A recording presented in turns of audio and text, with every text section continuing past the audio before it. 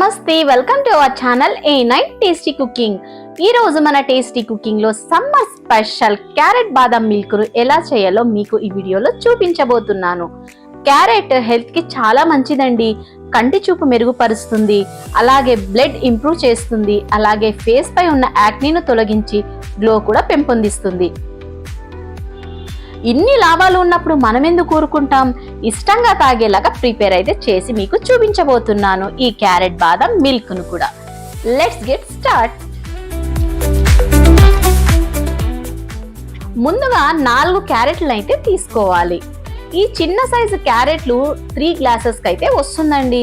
ఈ 4 క్యారెట్లను తీసుకొని తొక్క తీసేసి చిన్న చిన్న ముక్కలుగా అయితే కట్ చేసి పక్కన పెట్టుకోవాలి. ఇప్పుడు కుక్కర్ తీసుకొని కట్ చేసి పెట్టుకున్నటువంటి క్యారెట్ ముక్కలు అందులో వేసి 10 జీడిపప్పు పలుకులు, అలాగే బాదాం పలుకులు, గుప్పెడు ఎండు ద్రాక్ష, 3 యాలకులు వేసుకొని కుక్కర్ మూత పెట్టి 3 విజిల్స్ వచ్చేదాకా బాగా ఉడకనివ్వాలి. ఇప్పుడు చల్లారాక కుక్కర్ మూత తీసి అందులో ఉన్న బాదం పొట్టును తీసేసి ఈ మిశ్రమాన్ని మొత్తం మిక్సీ జార్లో వేసుకొని మెత్తటి పేస్ట్ లాగా అయితే గ్రైండ్ చేసి పక్కన పెట్టుకోవాలి. ఇప్పుడు స్టవ్ మీద గిన్నెలో పాలను పోసి బాగా మరగనివ్వాలి.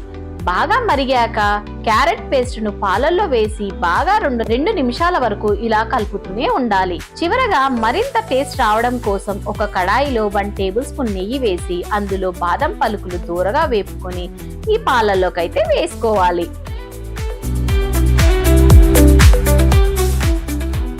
స్వీట్ తినేవారు 2 స్పూన్ల బెల్లం వేసుకుని దింపేసుకుంటే సరే అండి. ఈ క్యారెట్ బాదం మిల్క్ షుగర్ ఉన్న వాళ్ళు కూడా చివర్లో బెల్లం వేసుకోకుండా అయినా తీసుకోవచ్చు. నేనైతే 2 స్పూన్ల బెల్లం అయితే వేసాను. క్యారెట్ బాదం మిల్క్ వేడిగా అయినా చాలా బాగుంటుంది. ఫ్రిడ్జ్ లో పెట్టి చల్లారగా తాగితే ఇంకా చాలా బాగుంటుంది. Choice is yours.